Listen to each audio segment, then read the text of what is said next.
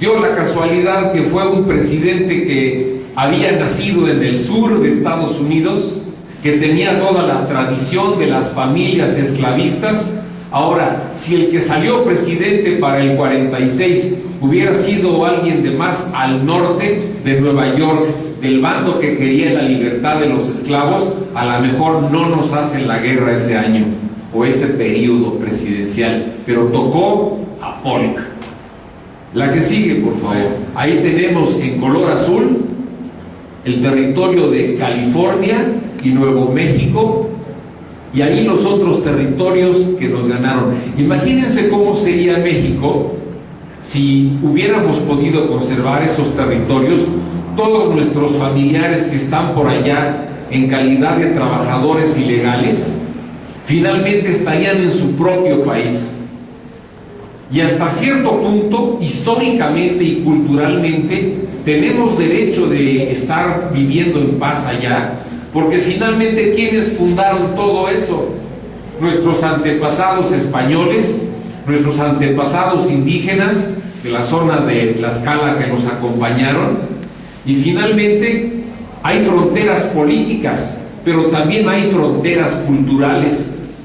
Y el mundo hispánico, mal que le pese a los gringos, es desde California, que es territorio de ellos, pero culturalmente lo fundamos nosotros. La que sigue, por favor. Entonces, la sociedad de México tenía muchas desigualdades, muchos atrasos, unas diferencias muy grandes entre los pocos ricos y muchos pobres, cosa que apenas estamos tratando de combatir y de igualar las cosas, de darles oportunidades a todos. Pero es una sociedad en donde había sumamente acendradas esas grandes diferencias, y dividido todavía en castas. Aunque oficialmente con la independencia ya no había castas, en la práctica seguía despreciándose a la gente que tenía la piel más oscura que el otro. La que sigue, por favor.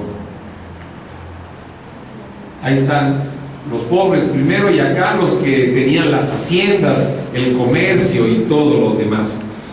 Entonces, la diferencia entre las dos sociedades, la sociedad de los Estados Unidos y la sociedad mexicana, es la escasa instrucción de la mayor parte de los mexicanos. Un gran porcentaje de la población era analfabeta en esa época, cosa que ya habían superado con mucho la sociedad de los Estados Unidos. La que sigue, por favor. Bueno, al principio las peleas eran en el norte de México. Lograron tomar Matamoros en Tamaulipas, lograron tomar Monterrey, Saltillo. El general Taylor estaba al mando de las tropas en esa época del Frente Norte, pero se dieron cuenta los gringos de que no nos íbamos a rendir hasta que no tomaran la Ciudad de México. Es por eso que salió otro general, el general Scott, que dijo: bueno, yo voy a hacer lo mismo que hizo Hernán Cortés. Entro por Veracruz, voy subiendo y llego hasta México y acabo la guerra. Por cierto, en esa época estaba muy de moda un nuevo libro de la conquista de México que había escrito un hombre que se llamaba Prescott. Si ven los autores que escribieron de la conquista de México, hubo un americano que se llamó Prescott, que en el siglo pasado escribió un libro de Hernán Cortés y la conquista. Pues entonces el general Scott había comprado el libro y lo estudió y dijo: yo voy a hacer lo mismo que hizo Cortés. Y había otro libro muy famoso de viajes que la primera embajadora, la esposa del primer embajador que España mandó para acá después de la independencia, que se llamaba Madame Calderón de la Barca, señora que todo lo que veía en sus viajes lo anotaba. E hizo un libro tan bonito de cómo hay cosas interesantes desde Veracruz a México, y el general Scott dijo: me interesa, porque este viaje que hizo la esposa del embajador español en son de paz, yo lo voy a hacer en son de guerra. Y con esos dos libros dijo: yo puedo terminar la guerra con México si invado Veracruz y llego hasta la Ciudad de México. Aquí está una vista en globo prácticamente de cómo se veía el puerto de Veracruz en esa época. Van a notar que alrededor de la ciudad había una muralla. Durante el tiempo de los españoles, cuando los piratas ingleses atacaban las costas, en el siglo XVII, a principios del siglo XVIII, los españoles defendían las ciudades de los diferentes puertos a base de cañonazos, y se defendía la gente desde adentro de las murallas. Ahí se ve muy claro el perímetro. Para la época de la guerra con Estados Unidos, Veracruz todavía tenía una muralla, y vemos ahí arriba en el fondo, sobre el arrecife de la Gallega, el castillo de San Juan de Ulúa. La que sigue, por favor. Esa es otra vista de cómo era la playa de Veracruz. Al fondo, el castillo de San Juan de Ulúa y la ciudad amurallada. Los americanos, para rendir a Veracruz, le hicieron un cerco, la sitiaron por todos lados, y sus barcos cañonearon tanto el castillo como la ciudad. La que sigue, por favor.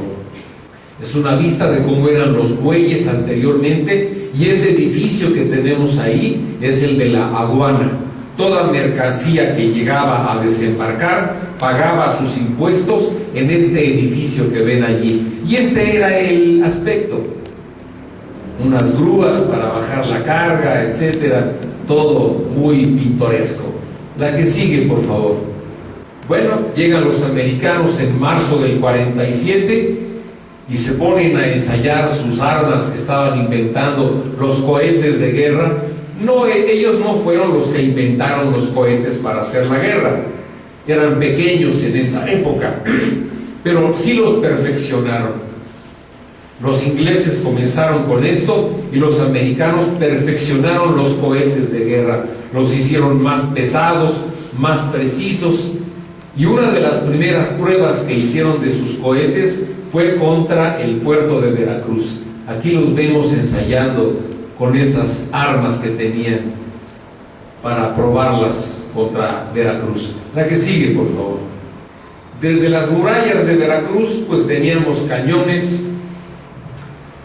españoles, porque todavía no los fabricábamos nosotros, parecidos a los que les enseñé yo por aquí ese día, y entonces con esos contestábamos el fuego de los americanos, y más de una vez les logramos desmontar uno que otro cañón que nos estaba molestando. Y ahí tenemos a un pintor americano, Walker, que recordó y que pintó lo que vio ese día, cuando una bala de cañón mexicana en defensa de Veracruz les destruyó uno de sus cañones. La que sigue, por favor.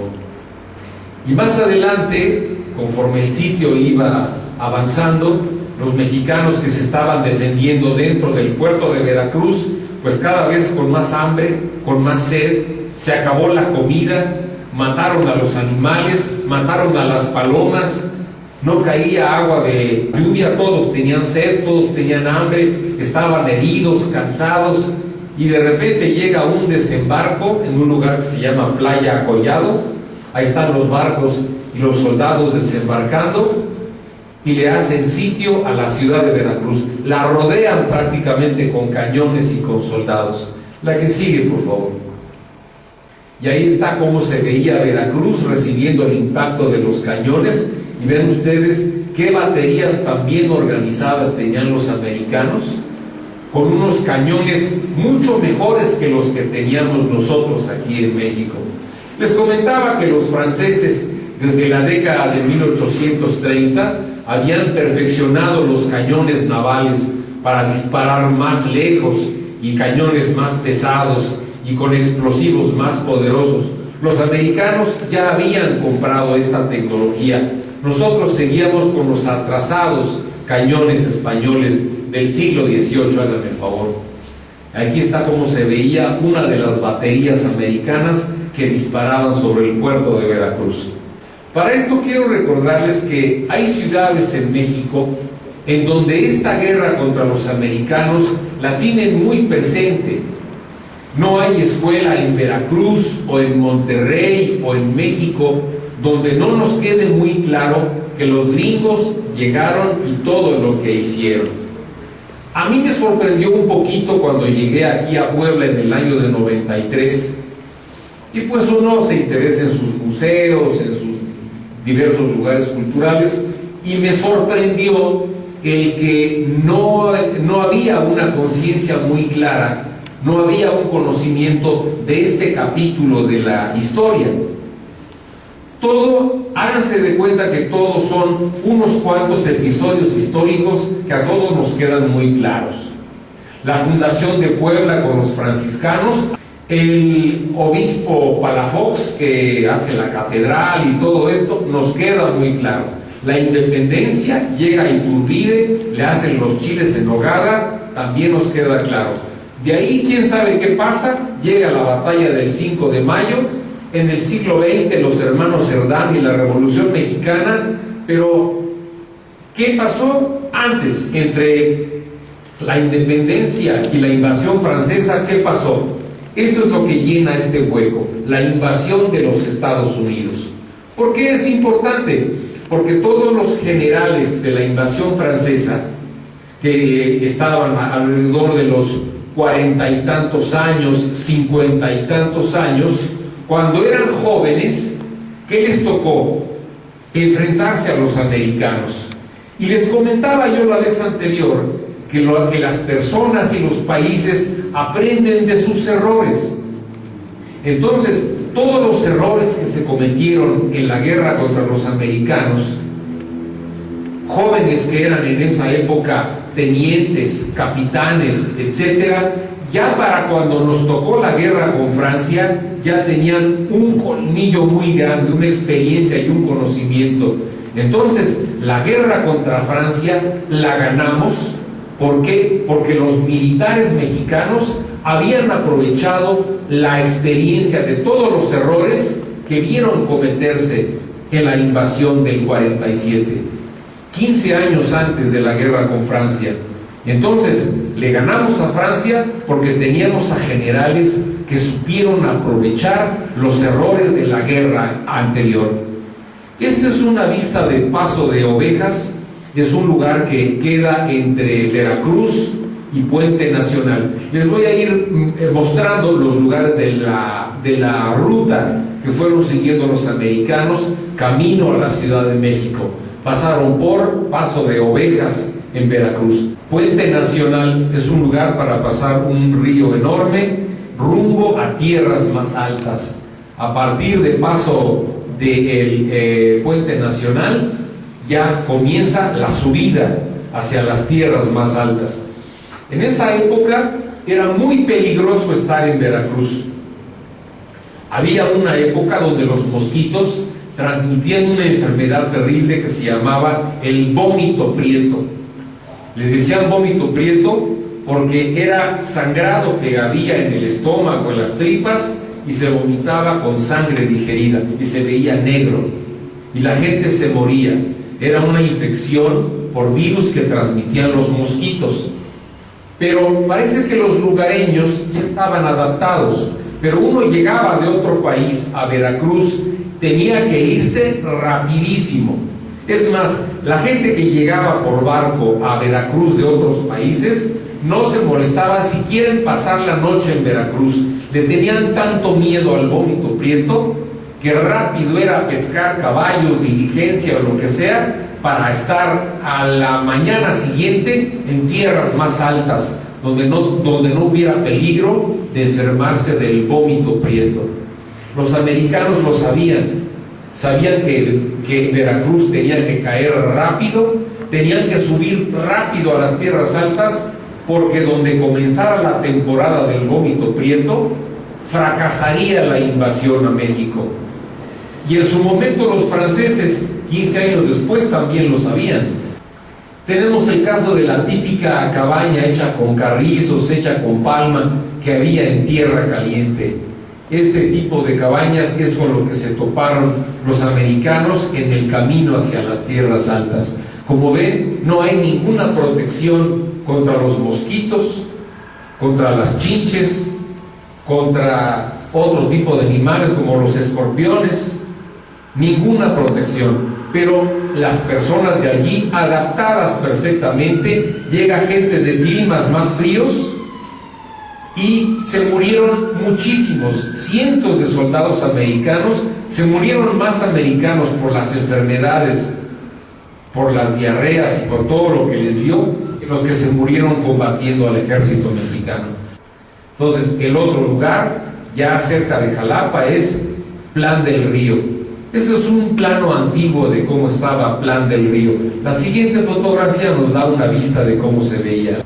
Ahí está un puente, había un puente y todo. Actualmente hay una carretera muy bonita.